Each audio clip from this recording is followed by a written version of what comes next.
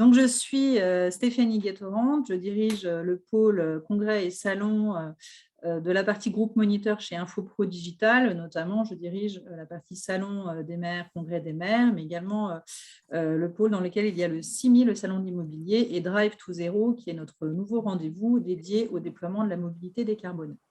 J'ai le plaisir cet après-midi de vous présenter cette prochaine édition du Salon des maires qui aura donc lieu en novembre 2022 aux côtés de M. Éric Verlac, directeur général de l'Association des maires de France. Merci, monsieur le directeur, d'être de nouveau à nos côtés cette année pour cette réunion.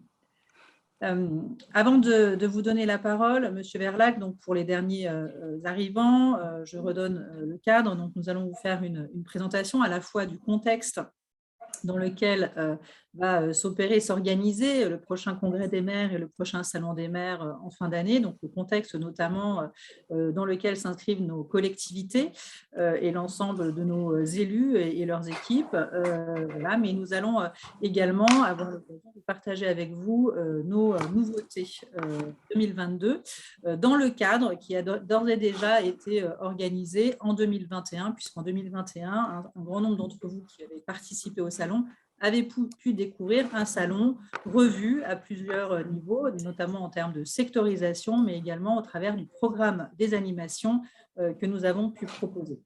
Sans plus attendre, je vais partager notre présentation et je vous propose, monsieur le directeur général, de pouvoir nous présenter le contexte. Alors, le partage d'écran est désactivé. Cyril, si tu veux bien me laisser partager mon écran. Sinon, c'est toi qui prends la main.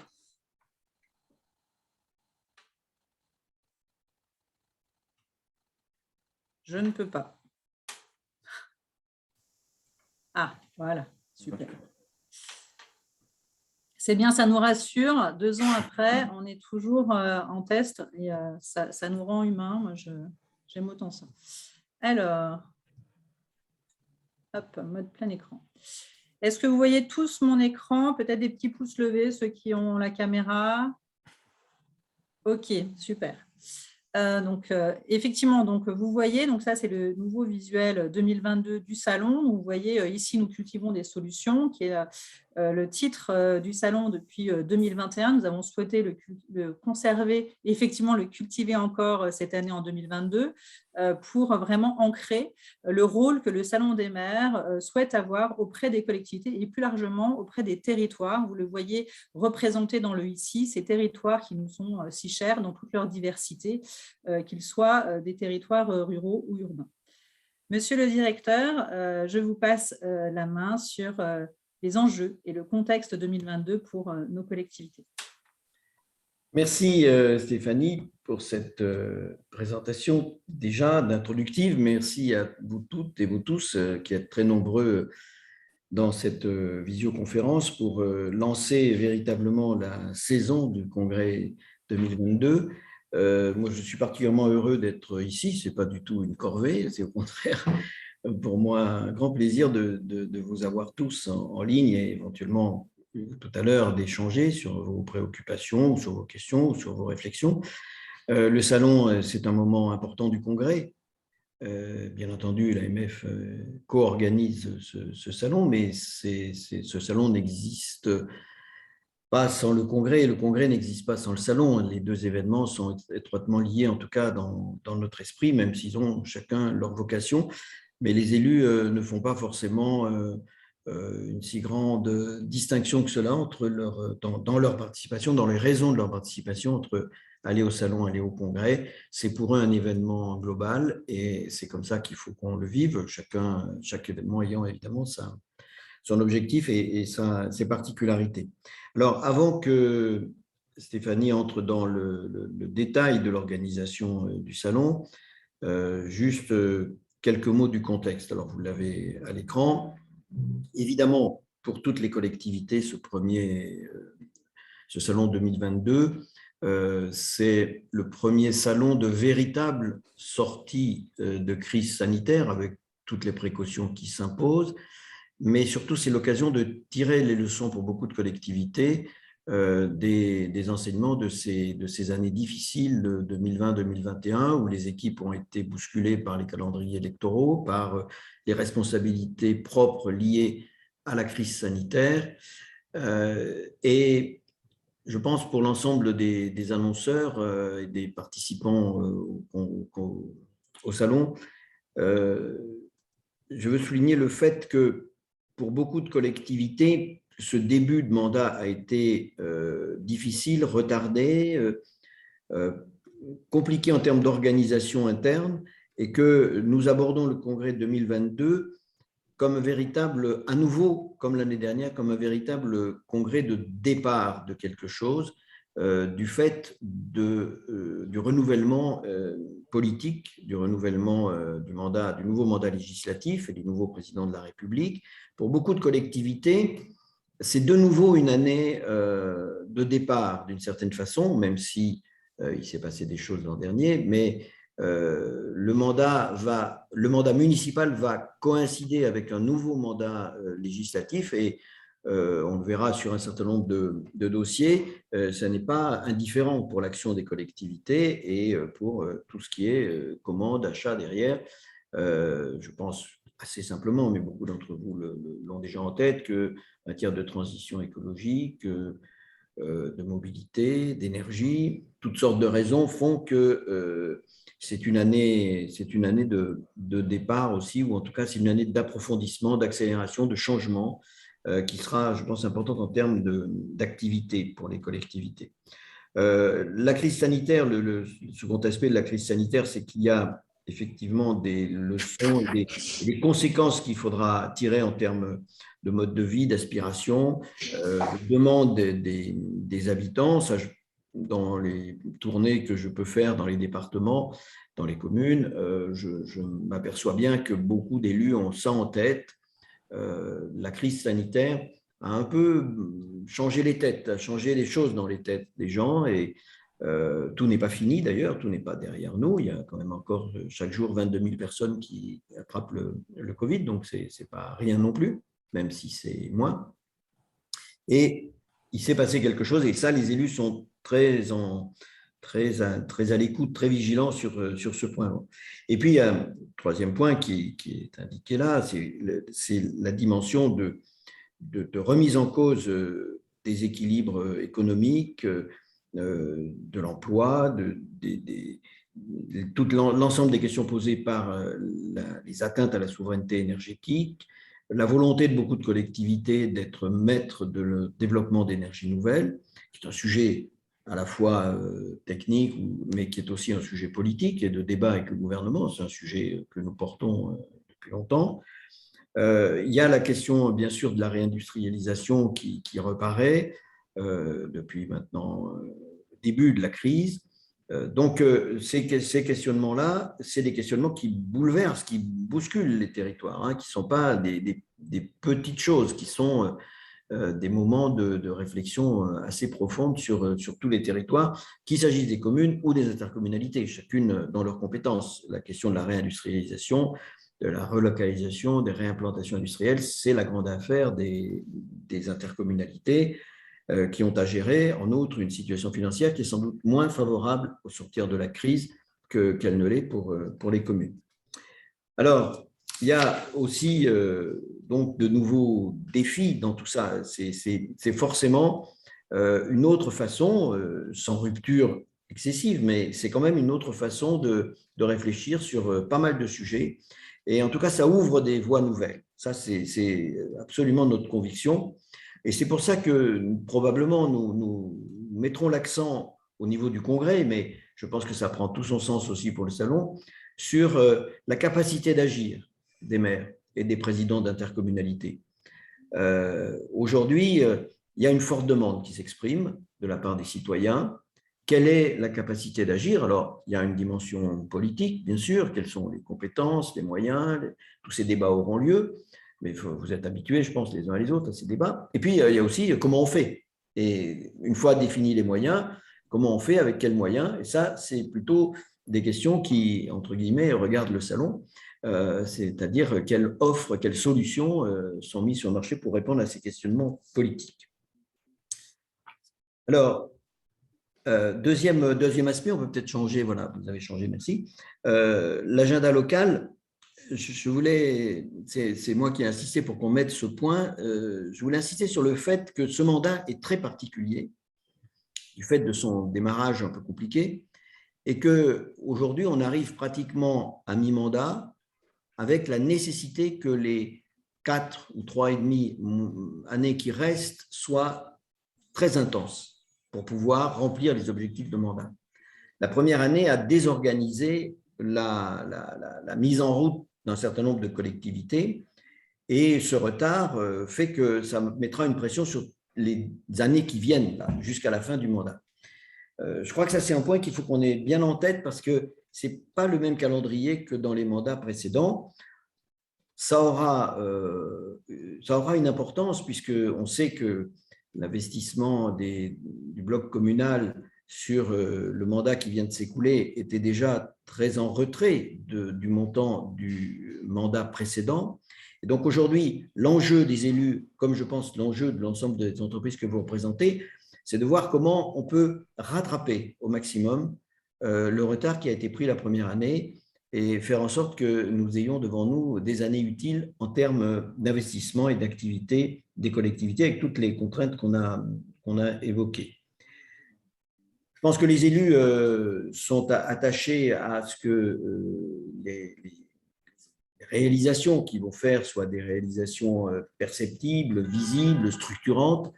Et donc, au-delà du fonctionnement quotidien des collectivités, il y a une forte appétence à développer des projets un peu forts, un peu visibles, pour sortir de ces 2 années un peu de gestion qui est peut-être moins visible qu'elle ne pouvait l'être dans les mandats précédents aux yeux de la population. Donc, il y a un vrai enjeu pour les élus. Après, les grands sujets, vous les connaissez. On va aussi bien du sujet de la vie quotidienne, c'est un des enseignements aussi de cette crise, c'est qu'il y a une très très forte demande de proximité, de subsidiarité, qui sont les thèmes évidemment de l'Association des maires de France, mais il y a aussi un besoin pour beaucoup d'élus de pouvoir se projeter et de pouvoir, comme ils l'ont toujours fait, porter des projets structurants tout en étant très très attachés aux projets de proximité, d'immédiateté, de subsidiarité, qui sont une de ces demandes fortes qui sort du contexte post-sanitaire. Tout ça dans un contexte international qui n'est pas sans conséquences sur l'activité de nos collectivités, parce que le coût de l'énergie explose et donc ça a des conséquences sur un certain nombre d'équipements, sur certaines offres de services à la population. Donc je pense que tous ceux d'entre vous qui sont dans ce secteur peuvent s'attendre à ce qu'il y ait beaucoup d'interrogations, de demandes de solutions. Pardon. Et donc, je pense que ça fait partie de la particularité de ce congrès, de ce salon. C'est comment à la fois on répond à ce besoin encore plus vif de proximité, de civisme, de lien entre l'autorité publique, communale ou intercommunale et le citoyen, et puis le besoin qu'on structure, notamment en matière de transition écologique, en matière de mobilité, en matière de fonction publique territoriale aussi, où il y a de grandes interrogations sur l'avenir de cette fonction publique territoriale, de son attractivité, de la difficulté qu'on a aujourd'hui à recruter. Et je crois qu'il y aura quelque chose autour des employeurs dans le salon, et ça, c'est une excellente chose, car les collectivités sont des très gros employeurs, les maires sont des employeurs, et je vais répondre aussi à ces problématiques-là. Voilà, rapidement brossé. Nous, notre idée, c'est d'être beaucoup sur les moyens d'action, sur la capacité à agir, sur le fait que le calendrier s'est resserré malgré nous, et que ces 4 années qui viennent doivent être des années productives, des années de construction. Et c'est vraiment, moi, je fais pas mal de balades, si j'ose dire, dans les communes de France. C'est vraiment ce que j'entends partout. Comment utiliser notre temps de manière optimale, avec toutes les contraintes réglementaires que je n'ai pas besoin de vous rappeler. Comment on fait pour être au rendez-vous de 2026. Voilà. Voilà, Stéphanie, quelques mots d'introduction, et puis bien sûr, je réponds à toutes les questions que vous voulez. Merci beaucoup. Et oui, je ne manquerai pas de vous repasser la parole sur différents moments de la présentation. Merci pour cette introduction très claire qui pose un cadre de l'action, action pour laquelle effectivement le salon se met au service de l'ensemble des collectivités et des entreprises. Alors, le salon poursuit son action auprès des territoires en 2022. Donc, effectivement, hein, un salon annuel s'inscrit forcément dans une continuité et en même temps s'inscrit dans un contexte que vous venez de repartager avec nous, monsieur Verlac. Le salon, à quoi il sert? Il est vraiment là depuis une vingtaine d'années maintenant hein, pour accompagner les élus et leurs équipes. Alors, plus que jamais, dans une relance économique attendue. C'est un salon qui doit s'adapter chaque année aux besoins des territoires. Donc, chaque année, nous retracerons le contexte et nous proposons un événement qui sera inédit par rapport à celui de l'année précédente. Un événement fertile, et on le verra notamment au niveau de cette culture des solutions qui est notre ADN et qui va donner lieu encore cette année à un certain nombre de nouveautés. Et cette capacité d'action, donc donner la capacité d'agir à nos élus et à leurs équipes sur le territoire, c'est vraiment notre raison d'être. Le Salon des maires en 2021 a accueilli plus de 45 000 visiteurs. L'année précédente, l'édition 2019 en tout cas, il en avait accueilli 48 000. On a pu donc noter que malgré le contexte, c'est un salon qui restait très attendu fin 2021 pour avancer sur nos différents sujets. C'est un salon qui est, comme vous le rappeliez, en concomitance avec le Congrès des maires, qui ont fait un rendez-vous tout à fait atypique, donc soutenu par un certain nombre d'acteurs qui, chaque année, viennent à l'événement pour y assister. C'est un salon qui s'adresse à toutes les collectivités. Ça, c'est quelque chose qui est important pour nous parce que le salon des maires, donc on entend souvent, mais c'est le salon des petites villes. Oui, tout à fait. En France, nous avons une majorité de communes de moins de 2500 habitants et le salon des maires s'adresse à l'ensemble de la diversité des territoires nationaux, les petites villes, les villes moyennes, mais également les grandes villes et les métropoles. Et ces acteurs viennent avec des objectifs très concrets, notamment dans l'enquête 2021 qui leur a été adressée, ils ont déclaré 1 sur 2 avoir un projet d'achat qu'ils souhaitaient réaliser à court terme et notamment en courant de l'année 2022-2023. C'est un visitorat qui est également exclusif puisque 66% de nos visiteurs ne font qu'un seul salon dans l'année. Et quand ils nous en citent un autre, à 5%, c'est le salon de l'agriculture. Ce qui donne aussi à l'événement une responsabilité tout à fait propre puisque nos visiteurs, effectivement, attendent beaucoup de cet événement qui donne aussi lieu à une grande diversité de solutions représentées. Il faut effectivement pouvoir leur présenter toutes les solutions possibles. Peut-être que sur ce sujet des objectifs concrets de nos élus et de leurs équipes, monsieur le directeur, vous pouvez nous redire un mot? Oui, quand on parle du salon, les élus et leurs équipes, moi, ce que j'ai observé, c'est que généralement, ils viennent avec un objectif assez précis, que ça fait l'objet peut-être pas de délibération, mais en tout cas de discussions entre eux, et qu'il n'y a pas de visite au salon qui n'est pas un objet au départ. Alors après, il peut y avoir, chacun présentant ses affaires, il peut y avoir d'autres sujets qui viennent en cours de route. Mais ce que j'ai remarqué, parce que évidemment, je parle du congrès, je parle du salon avec les élus que je vais voir, parce que ça m'intéresse aussi de savoir comment eux le comprennent et le vivent. Et ce que j'ai remarqué, c'est qu'il y a toujours un projet, il y a toujours une idée. Pas forcément une idée qu'on va concrétiser là, au moment du salon, mais ce sera le moment décisif pour prendre sa décision et pour compléter son information, pour aller voir un peu la concurrence de temps en temps. Mais il y a toujours un projet. Et je trouve que c'est ça qui est positif dans ce visitorat, c'est qu'il sait pourquoi il vient. Ce n'est pas un salon de déambulateurs. Alors, il y en a peut-être quelques-uns, comme il y en a dans tous les salons. Moi, ce n'est pas ma spécialité, ce n'est pas mon métier. Mais ce que je sais, c'est que quand j'en parle avec eux pour leur dire qu'est-ce qu'on pourrait améliorer, comment on pourrait faire mieux, généralement, je m'aperçois que l'équipe politique et l'équipe, ou l'équipe d'élus et l'équipe administrative a bien défini le périmètre des raisons pour lesquelles ils viennent. Et je pense que pour vous, vous êtes mieux placé que moi pour en juger, mais je pense que c'est une information qui est importante. Je n'ai jamais vu des gens qui me disent on va au salon pour faire un tour, quoi. Alors, peut-être qu'il y en a qui le font, mais c'est assez minoritaire. Je pense qu'en général, il y a un projet derrière. Et quand il n'y a pas de projet, ils ne viennent pas. Je le crains. Donc, c'est un public, à mon avis, un public assez intéressé et qui a vraiment l'intention, après, de faire quelque chose du fait de son passage ou de le faire pendant le passage. Oui, et c'est un public qui compte son temps aussi, effectivement. Donc, ce genre de déplacements qui parfois, effectivement, prennent sur une semaine déjà bien chargée, forcément, se doivent d'être efficaces. Merci pour cette précision sur les objectifs. Au niveau du profil de nos visiteurs, donc, je vous le disais, donc 60% viennent des territoires ruraux, 12% viennent des métropoles, ce qui donne une représentation à la hauteur du nombre de nos élus par typologie de communes. Ce sont effectivement majoritairement des élus, bien sûr des communes, des intercos, mais également de nos départements, régions. Nous avons également des députés, sénateurs et nombre de ministres, monsieur le directeur, qui viennent chaque année aussi sur notre événement. Et les cadres territoriaux qui se déplacent bien sûr avec leurs élus ou parfois seuls et pour lesquels nous avons également développé depuis 2021 un certain nombre de partenariats pour continuer de les faire venir plus massivement, notamment avec le SNDGCT, la ITF, la TTF, mais également avec des associations telles que l'ANDES, l'ANDIS, l'ACTAS, l'UNCAS, l'ANDEV, l'ANCTS ou encore la FNADAC.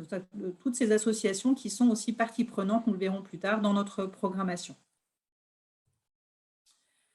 Petit point rapide sur l'international, le salon accueille depuis quelques années déjà près de 2000 visiteurs internationaux en provenance de collectivités européennes ou de la francophonie. Nous avons souhaité, avec l'Association des maires de France, organiser aussi cette venue au travers d'un comité international, donc constitué des partenaires que vous voyez en bas à droite dans le cadre jaune, donc bien sûr l'AMF, mais également le ministère de l'Europe et des Affaires étrangères, l'Union européenne, l'ANCT, l'Association Cités Unies France ou encore France Ville Durable. Ce comité a pour objectif de définir un certain nombre de thématiques et d'aller chercher un certain nombre de délégations, encore une fois d'Europe ou de pays francophones, qui, à l'occasion du congrès et du salon des maires, peuvent venir rencontrer leurs pairs, mais également échanger sur leurs problématiques, leurs spécificités, parfois partager avec nous leurs initiatives et surtout découvrir le panel de solutions que vous proposez au travers des allées du salon. Donc ça, c'est quelque chose qui est important et qui va se développer année après année. En tout cas, nous le souhaitons. Et la sortie du Covid nous laisse augurer une belle participation internationale en 2022. Si je peux rajouter un mot, Stéphanie. Bien sûr, avec plaisir. Excusez-moi. Je pense nous aurons, aussi bien pour ce salon que pour les suivants, une dimension tournée vers l'Ukraine qui sera importante, d'abord du fait de l'engagement de notre président, David Lisnard. Nous étions encore samedi avec l'ambassadeur d'Ukraine à Cannes et nous sommes en train de travailler sur la manière dont les collectivités, et il y en a beaucoup qui sont candidates, les collectivités du bloc communal, pourront contribuer à la reconstruction d'un certain nombre de communes d'Ukraine.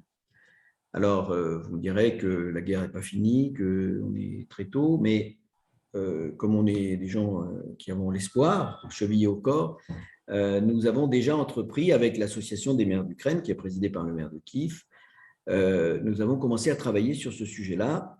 Et je pense que c'est un sujet de relance économique aussi important parce que la reconstruction de l'Ukraine se discute aussi au niveau de l'Europe. Et je pense qu'il y aura, je ne parle pas des États-Unis et d'autres pays qui sont un peu loin de l'Association des maires de France, mais en tout cas avec les institutions européennes, nous travaillons très, très régulièrement.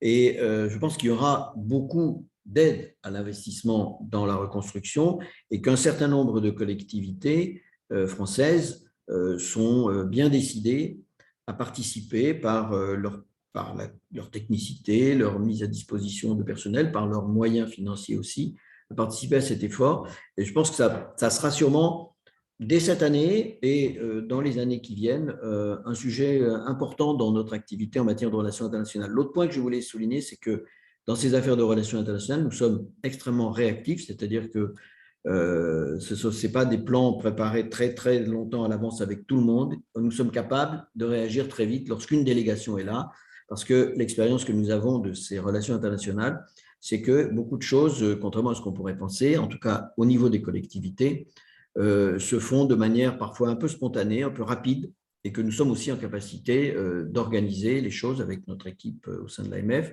d'organiser les choses, je dirais, un peu au dernier moment lorsque les délégations nous le demandent. Alors, nous avons des liens avec la plupart de nos associations correspondantes en Europe, mais aussi en Afrique, au Moyen-Orient, Tunisie, donc dans le Maghreb, je veux dire, aussi. Et donc, c'est un point important de notre action, même si elle est un peu plus compliquée à mettre en œuvre du fait de la distance, des différences de culture, d'organisation administrative et autres.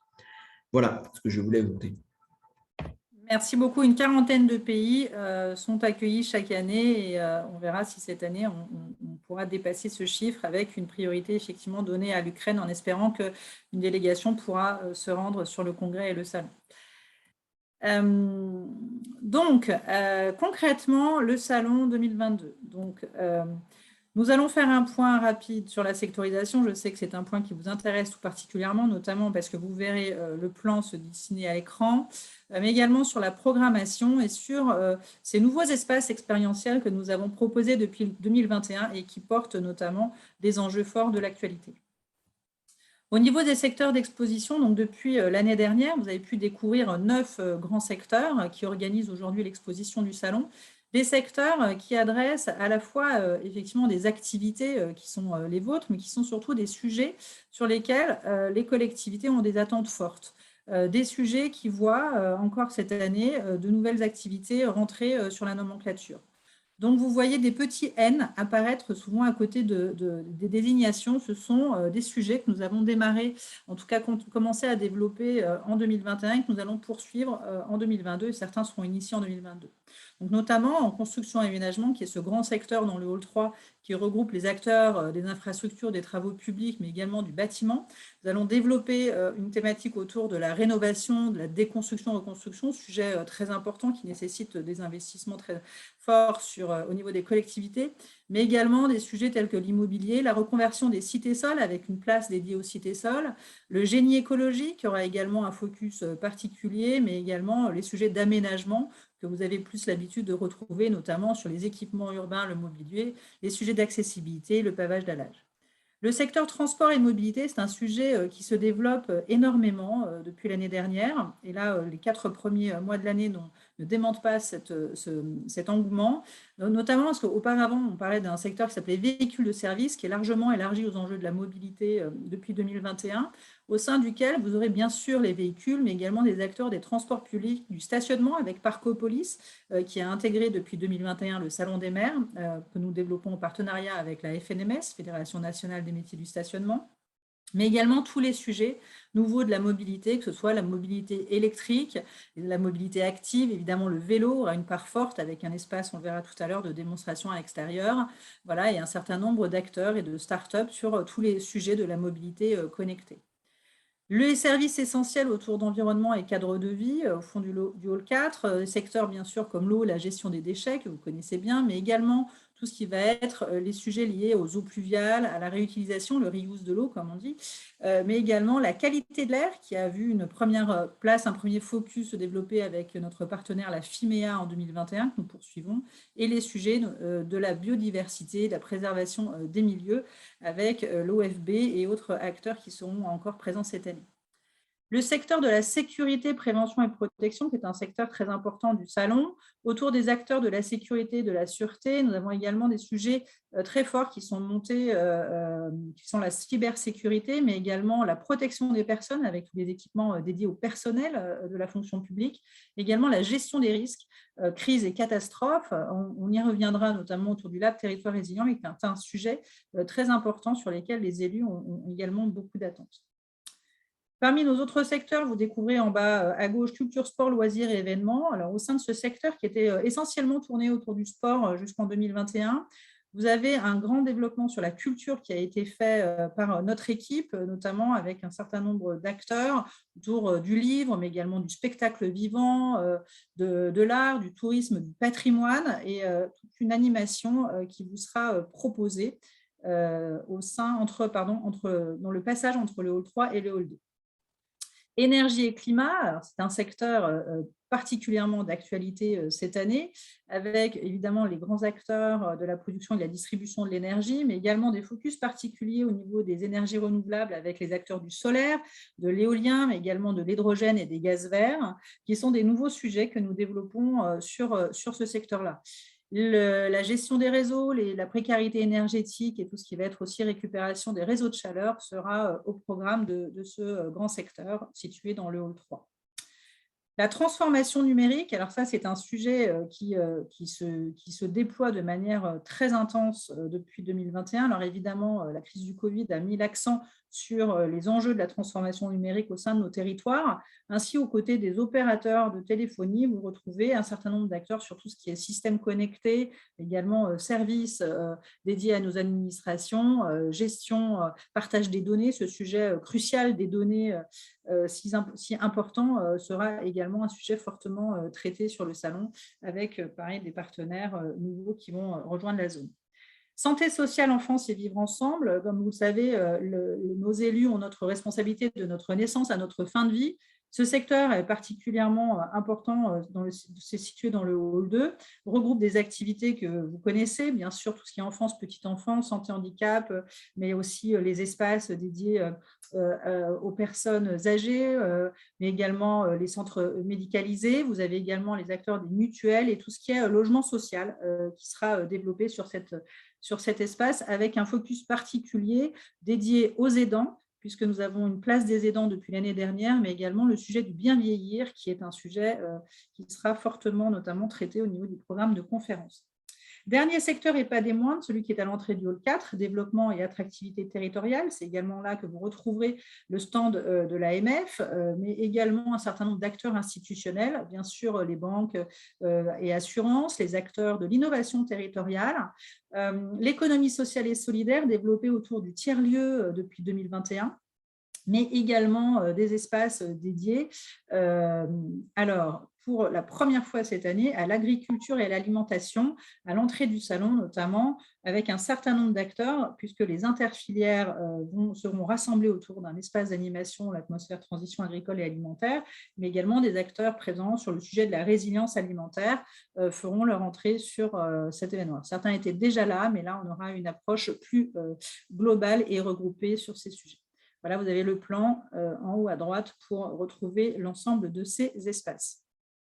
Au niveau de la programmation, pour ceux qui ont pu participer à l'événement l'année dernière, vous avez pu découvrir 3 types d'espaces, nos atmosphères, les labs et les arènes de l'innovation. Chacun de ces espaces a un rôle particulier et va adresser à la fois des thématiques, mais également sous des formats, des thématiques importantes pour nos collectivités, notamment les atmosphères sur les enjeux de transition, avec à chaque fois des formats qui sont aussi adaptés à ces thématiques. Notamment, les atmosphères accueillent des séquences de 45 minutes qui se déroulent pendant les 3 jours, donc 6 espaces à chaque fois situés au sein des secteurs, qui sont autant de points que les visiteurs identifient comme des zones où ils retrouveront de l'expertise au travers du programme de conférence, des solutions et tous les acteurs regroupés autour de ces espaces. Sur les 6 thématiques de transition qui sont fortement d'actualité et attendues par nos visiteurs, vous avez la transition énergétique dans le hall 3 au sein du secteur énergie, infrastructure et mobilité qui est à la frontière entre le secteur mobilité et le secteur construction et aménagement, transition environnementale dans le hall 4, également transition agricole et alimentaire, comme je vous disais, qui sera à l'entrée du hall 4 avec les acteurs dont je vous parlais précédemment.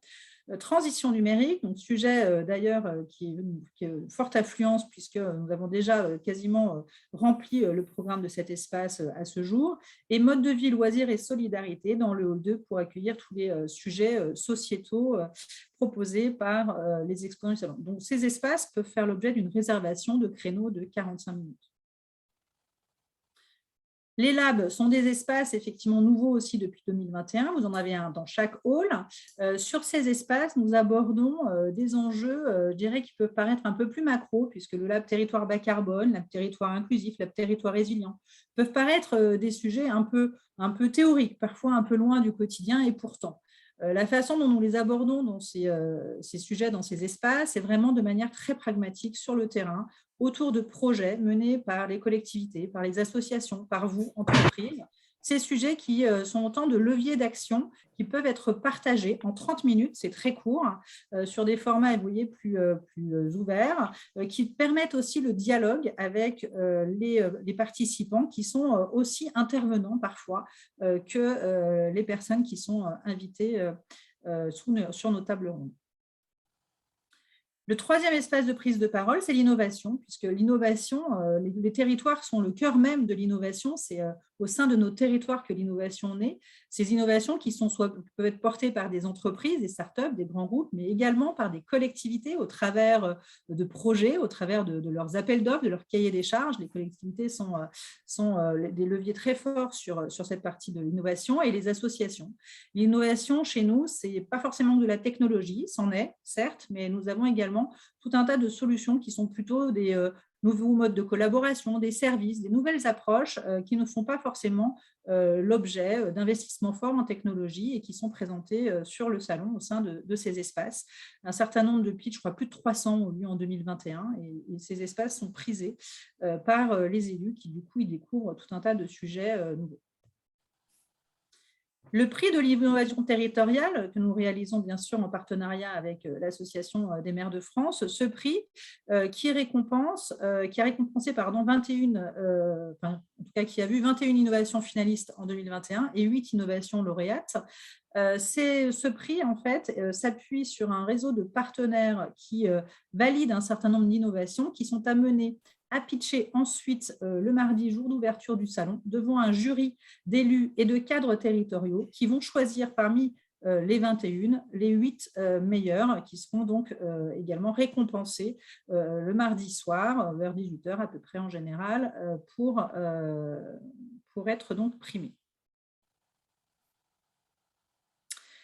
Nos espaces expérientiels, c'est effectivement une grande nouveauté 2021. Notre objectif était de proposer aux visiteurs, mais également aux exposants, des lieux qui leur permettaient aussi d'adresser nos visiteurs un peu différemment sur des lieux emblématiques de nos villes et villages, les jardins, le marché, tiers-lieux, qui est un nouveau type de lieu, mais également le terrain de sport, l'école, les espaces culturels, la rue avec les circuits nouvelle mobilité ou encore tous les enjeux liés à l'emploi. Donc, nous avons cette année maintenu un certain nombre d'espaces, nous avons créé de nouveaux. Donc, les jardins sur les enjeux de la renaturation, c'est vraiment un rassemblement d'acteurs sur notamment l'agriculture urbaine, le génie écologique. Alors, cette année, les jardins il y aura peut-être plusieurs jardins, un dans le 4, un dans le 3, un dans le 2. Nous sommes en train de travailler avec nos partenaires pour que justement tous ces enjeux de la renaturation, mais également de l'agriculture, comme je vous le disais tout à l'heure, soient bien présents et représentés au sein de l'offre du salon. Le terrain de sport, en partenariat avec les fédérations sportives, également les associations telles que Sport et Territoire ou le CNOSF, ou encore Union Sport et Cycle, ont permis l'année dernière d'accueillir pendant les 3 jours, sans arrêt, des animations sportives, mais également des conférences, des prises de parole officielles. La ministre des Sports est venue, je crois, quasiment les 3 jours pour des signatures, pour des rencontres.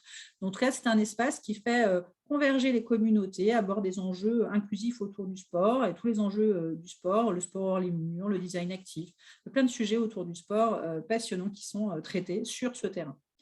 L'espace culture, qui sera donc avec cette nouvelle scénographie que nous proposons et qui rassemblera les acteurs de la culture, donc les acteurs de la FNADAC et de la FNCC partenaires depuis 2021, mais également le Syndéac, la FRAP, les acteurs des arts musicaux et du spectacle avec le FEDELIMA, mais également l'Alliance Synavi et SCC, les spectacles vivants, l'UNIMEV et sans doute le ministère de la Culture nous permettront à la fois de rencontrer tous ces acteurs, mais également d'assister à un certain nombre d'animations puisqu'ils vont mobiliser des artistes qui nous proposons tout un champ différent de culture et de moments culturels au sein de cet espace.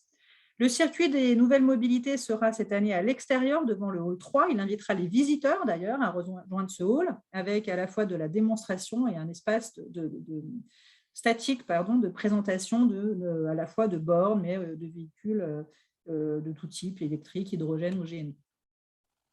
Le tiers-lieu, qui était ce nouvel espace, ces petites maisons que vous avez peut-être pu voir en 2021, qui accueillait les acteurs des tiers-lieux, mais également de l'économie sociale et solidaire, sera renouvelé avec nos partenaires, bien sûr France Tiers-Lieux, signé OCO, mais également sur l'économie sociale et solidaire, des gens comme les Canaux qui sont partenaires de l'événement. L'école numérique et inclusive, pareil, sera renouvelée avec nos différents partenaires, la FINEF, mais également l'EdTech, associations très mobilisées en 2021 qui ont permis, comme vous pouvez voir sur cette photo, d'accueillir une école. Et donc, nos élus ont pu assister à des animations qui mettaient en scène, finalement, de manière très naturelle des enfants sur différentes solutions dispositifs autour du numérique et de l'inclusion. Le marché qui accueille les enjeux de la dynamisation des cœurs de ville, vous allez retrouver également en 2022. Et le territoire employeur, donc ça c'est une nouveauté, pour à la fois aborder la fonction territoriale et travailler sur l'enjeu de l'attractivité de la fonction territoriale sous toutes ses facettes, avec tous les métiers qu'elle représente.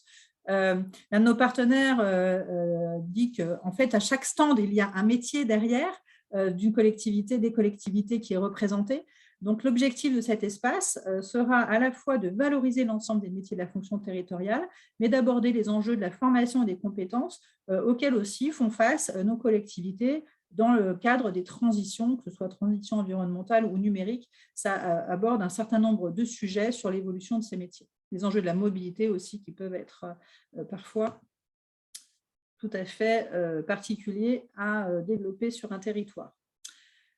Dernier sujet, un thème à l'honneur en 2022, le littoral, sur des sujets très forts, puisque le littoral, en fait, a cette spécificité de rassembler tous les sujets que nous venons de vous présenter, avec une spécificité qui est celle, effectivement, du littoral, c'est-à-dire que nous sommes effectivement dans des contextes liés à la fois à la proximité avec la mer et tous ses impacts, notamment sur des sujets d'aménagement, avec la préservation des milieux, mais également la lutte contre la montée des eaux, qui fait fortement l'actualité récemment, mais également tout le sujet, évidemment, de la gestion des risques, donc la résilience des infrastructures, tous les sujets d'aménagement, mais pas seulement, non, puisque le littoral est également un point d'attractivité très fort des populations, notamment dans le cadre de l'exode de certaines grandes villes aujourd'hui. On sait bien que effectivement, le littoral attire des populations, pas seulement pendant les périodes estivales, mais pendant les périodes estivales, ce sont parfois des collectivités qui peuvent multiplier par 100 leur population, ce qui est assez colossal, et sur des sujets comme les services essentiels, la gestion de l'eau, la gestion des déchets ou la mise à disposition de services pour tous peut porter effectivement un certain nombre de problématiques sur lesquelles nous mettrons l'accent dans notre programmation au travers d'un cycle qui valorisera toutes les solutions à destination de nos territoires du littoral. Voilà pour la partie programme. Un dernier point peut-être sur Mer TV, monsieur le directeur, si vous le permettez, je vous donne à nouveau la parole sur ce projet qui vous tient à cœur, Mer.tv. Oui, alors merci Stéphanie. Mer.tv, c'est un projet que nous avons lancé l'année dernière de manière expérimentale avec, je crois, une bonne qualité de production. Notre objectif aujourd'hui est de le rendre évidemment beaucoup plus attractif encore, de lui donner une visibilité plus grande. L'objectif étant que Mer TV, comme c'est déjà le cas, mais c'est insuffisamment connu, soit une télévision qui soit non seulement celle du salon et du congrès, mais aussi une télévision une web TV qui fonctionne toute l'année, qui apporte des contenus toute l'année, qui permettent aussi de faire des présentations, de réfléchir à des solutions opérationnelles, comme à des sujets plus de contenu législatif, réglementaire. Et nous sommes attachés au développement de cette web TV. Elle débute, elle doit trouver son public, mais je suis très optimiste et en tout cas, nous sommes très déterminés à faire fonctionner cet outil cette année, bien entendu, mais aussi dans les années qui viennent, c'est-à-dire à investir sur ce dispositif. Et évidemment, vous êtes les bienvenus pour nous accompagner. Alors, vous pouvez consulter Mer TV dès que vous nous aurez quittés. Vous y retrouverez un certain nombre de captations qui ont été réalisées pendant le congrès 2021, également pendant le salon. Je ne l'ai peut-être pas précisé, mais les labs sont captés pendant les 3 jours, également l'arène de l'innovation, l'entrée du 4. Et donc, sur Mer.tv, vous pourrez retrouver des séquences du congrès et des séquences du salon toute l'année. D'ailleurs, vous recevez, pour un certain nombre d'entre vous, nos newsletters d'informations à ce sujet mensuellement. Et donc, vous pouvez également, et vous pourrez également retrouver donc, un certain nombre d'événements tout au long de l'année et pendant le congrès et le salon 2022, donc quasiment une demi-heure après leur réalisation en direct, vous pourrez accéder à ces contenus sur mer.tv. Un certain nombre de ces comptes sont d'ailleurs partagés en direct live pendant l'événement sur mer.tv si en tout cas, si les visiteurs ont des difficultés à pouvoir se déplacer sur Paris à ce moment-là, ils peuvent également nous suivre à distance. Voilà Et pour… si je peux me Oui. permettre un mot supplémentaire sur Oui. MerTV, nous donc AMF, au Congrès, nous avons souhaité développer cet outil aussi pour avoir une bonne connaissance de la manière dont les élus abordent chacune des problématiques que nous évoquons là depuis quelques minutes. Et je crois que ça peut être aussi utile pour des acteurs comme vous d'avoir la mémoire en quelque sorte ou la possibilité de consulter l'approche que les élus ont des grandes thématiques. Vous parliez tout à l'heure de l'importance qu'on va accorder à la question du littoral au salon. Il est évident que cette question du littoral, non seulement c'est un sujet pour le salon, mais c'est aussi un gros sujet pour le Congrès, c'est un gros sujet pour l'ensemble des associations d'élus, je pense notamment à l'Association nationale des élus du littoral avec laquelle nous travaillons beaucoup, mais aussi pour nous directement, compte tenu de toutes les discussions qui ont lieu actuellement, aussi toutes les innovations réglementaires en matière de recul du trait de côte et tout ce que ça va impliquer pour la responsabilité des collectivités locales. MerTV peut avoir cet avantage de garder la mémoire de la manière dont les élus sont entrés dans un sujet, continuer d'y participer et savoir à un moment donné quelle est un peu la manière dont ils appréhendent une question. Nous, de notre côté AMF, si on a voulu développer cette télé, c'est pour avoir aussi ces contenus, pour pouvoir bien synthétiser la problématisation des questions importantes, comme l'est actuellement celle du littoral et comme l'est, on aura peut-être l'occasion d'en parler, celle du zéro artificialisation nette, qui fait partie de la même famille de préoccupations en termes d'aménagement, d'urbanisme et de relocalisation d'activités. Voilà, j'ai fini. Merci beaucoup. Je vois une question, notamment comment prendre la parole sur le salon en conférence. Écoutez, pour cela, c'est assez simple. En fait, à partir du moment où vous participez au salon, vous avez accès à nos espaces de conférence au travers d'un certain nombre d'outils que l'ensemble de l'équipe peut vous présenter. En tout cas, le responsable commercial en charge de votre activité se fera un plaisir de vous expliquer comment est-ce que l'on peut participer, que ce soit effectivement sur une atmosphère, sur un lab ou sur une arène de l'innovation ou encore dans un des espaces d'animation Vitaville, puisque certains accueillent également des prises de parole. C'est le cas du marché, c'est le cas du tiers-lieu et c'est également le cas du terrain de sport. Combien d'utilisateurs à date sur mer.tv? Écoutez, on a 3000 sessions à peu près par mois depuis l'ouverture, donc ce qui est pour un démarrage avec finalement voilà, un salon et un congrès qui ont lieu en novembre 2022. C'est plutôt une bonne audience, mais nous, on souhaite en avoir encore plus, hein, puisque nous ciblons effectivement nos 500 000 élus, nos 1 500 000 cadres et responsables territoriaux. Donc, on a encore un potentiel fort de progression, mais en tout cas, effectivement, il y a 3000 vidéos qui sont déclenchées chaque mois aujourd'hui sur le site. Quand sera-t-il possible de s'inscrire en tant que start-up? Écoutez, dès aujourd'hui, je vous invite, en fonction de votre activité, à vous rapprocher du responsable commercial qui s'affiche à l'écran ou directement auprès de Anne Kouakou dans notre équipe qui se fera un plaisir de vous donner toutes les informations à ce sujet. La liste des exposants, quand est-ce qu'elle va être mise en ligne sur le site? Alors, pour moi, elle y était déjà, mais voilà, peut-être qu'effectivement, vous n'avez pas pu la voir. En tout cas, il me semble qu'elle y est depuis déjà quelques semaines, donc vous devriez pouvoir y accéder assez rapidement. Donc, on est à plus de 70% aujourd'hui d'inscrits et il nous reste encore quelques places. Voilà, alors je ne vois plus moi toutes les questions, mais si j'avais comment être speaker au salon. Alors, effectivement, si vous êtes un expert d'une thématique, je vous invite à vous rapprocher d'Anne-Gaëlle Courtier-Ahmed. Vous voyez son nom en bas à gauche de l'écran. Donc, c'est notre directrice des programmes et relations institutionnelles qui se fera un plaisir d'en discuter avec vous. Vous pouvez devenir effectivement speaker à partir du moment où vous n'êtes pas dans une démarche commerciale. Sinon, effectivement, il faut passer par un stand. Voilà. Oui, il y a toujours des fenêtres d'inscription. Alors, modedeville.com, je vous avoue que je ne sais pas de quelle candidature vous nous parlez, mais n'hésitez pas à vous rapprocher encore une fois d'un membre de l'équipe. Je regarde rapidement. Monsieur Verlac, vous voyez des questions, vous?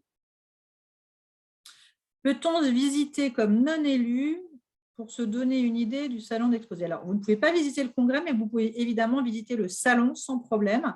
Il vous suffit de demander un badge sur notre site internet à partir du mois de septembre. Vous n'aurez simplement qu'à nous déclarer qui vous êtes, votre activité, votre fonction, et le salon pour les professionnels est en accès libre, évidemment. Ah, la partie de l'emplacement, je m'étonnais de ne pas encore l'avoir lu. Alors, ça ne devrait plus tarder, puisqu'effectivement, nous avons enregistré une masse aujourd'hui assez critique d'exposants qui vont nous permettre d'organiser l'exposition pour proposer l'exposition la plus cohérente qu'il soit en termes de regroupement d'activités. Et donc, vous ne devriez pas tarder à recevoir vos emplacements. En tout cas, je vous laisse vous rapprocher de votre directeur de marché à ce sujet. Le planning des deadlines, oui, vous allez l'avoir. Cyril et son équipe travaillent dessus et normalement, dans les prochains jours, le calendrier des actions sera disponible sur le site internet et notamment sur l'espace exposant si vous êtes exposant. Si vous n'êtes pas exposant, je vous invite à vous rapprocher encore une fois d'un des responsables de l'équipe commerciale. Voilà, je pense que… Il y a une question, je ne sais pas si vous l'avez traitée, Stéphanie, sur la participation de l'AMF à la programmation du salon sur certains sujets. Ah, très si bonne vous avez question. répondu à ça, c'est Anne-Gaëlle Courtier-Ahmed, je ne sais pas très bien dire le truc, mais enfin, il y a une question. Et donc, nous avons sur un certain nombre de sujets des échanges réguliers sur la manière d'aborder les sujets afin que les programmations soient le plus possible coordonnées. Les débats du Congrès, c'est quand même beaucoup des débats entre élus à vocation un petit peu politique ou partage d'expériences.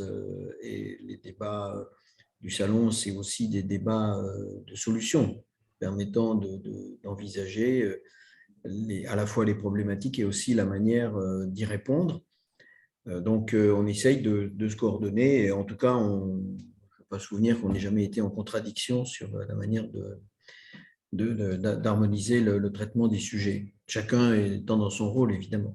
Et les élus, d'ailleurs, n'attendent pas forcément les mêmes réponses au salon et au congrès sur les mêmes sujets.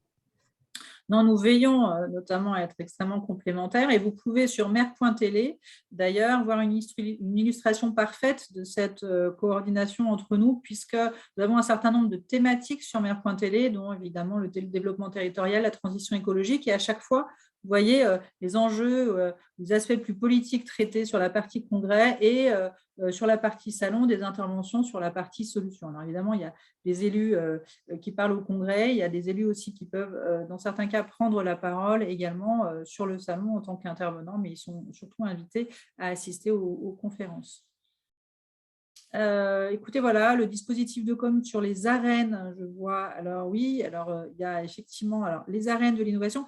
Alors l'important pour les arènes, c'est de s'inscrire pas trop tard pour être bien visible. Puisque je vous le disais, il y a un certain nombre d'interventions. C'est un des endroits dans lesquels il y a le plus de prise de parole.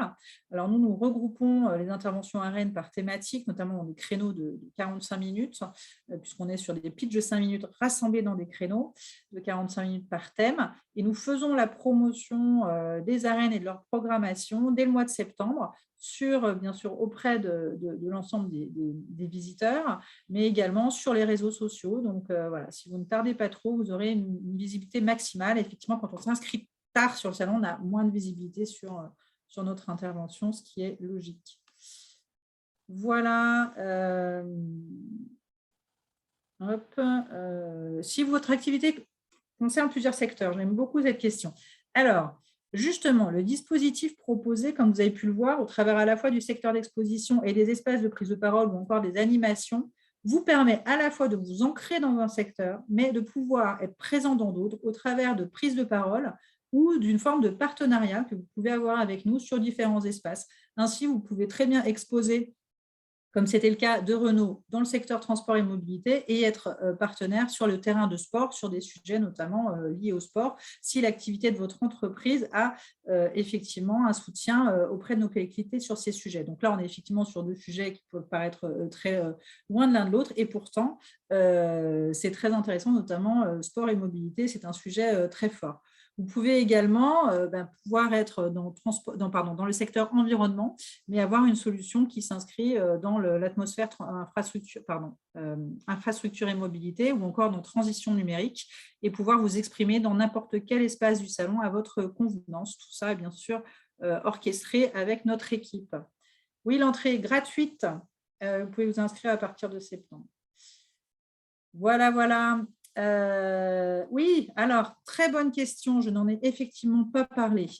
En tant que nouvel exposant, si vous n'avez pas participé en 2021 et si vous répondez à un certain nombre de critères qui sont présentés par la CCI, vous pouvez bénéficier d'une aide jusqu'à 50% du tarif de votre participation seulement en 2022. Pour cela, n'hésitez pas à contacter notre équipe, notamment Véronique Bourquin, qui est la personne qui est en contact notamment avec Expostat, Unimev et la CCI, tous nos partenaires, pour vous permettre de bénéficier de cette aide qui est effectivement très intéressante pour les nouveaux exposants qui répondent aux critères. Donc, on est plutôt sur de la TPE ou PME. Il y a un nombre de salariés maximum, je crois, qui permet d'accéder à cette offre. Encore une fois, jusqu'à 50% de votre inscription, de votre surface, qui est très, très intéressant. N'hésitez pas à appeler Véronique. Véronique, son nom s'affiche à votre écran tout à droite. Véronique Bourquin, voilà, vous allez de toute façon, n'hésitez pas à nous demander la présentation, vous aurez toutes les informations à l'intérieur avec les coordonnées des personnes. Super, voilà, écoutez, merci à tous. Merci, monsieur le directeur. C'est un plaisir de faire cette présentation cet après-midi à vos côtés. Mais merci à vous, Stéphanie. Merci. Et puis, merci à vous tous et toutes d'être là, d'être si nombreux et si nombreuses. Et on espère avec vous faire réussir, une fois de plus, ce salon, cette grande rencontre des maires et des équipes municipales et intercommunales à l'occasion de notre congrès. Merci à vous. Merci beaucoup, impatient de vous retrouver tous en fin d'année. N'hésitez pas à revenir vers nous. Merci encore pour votre présence. On a été plus de 200 cet après-midi.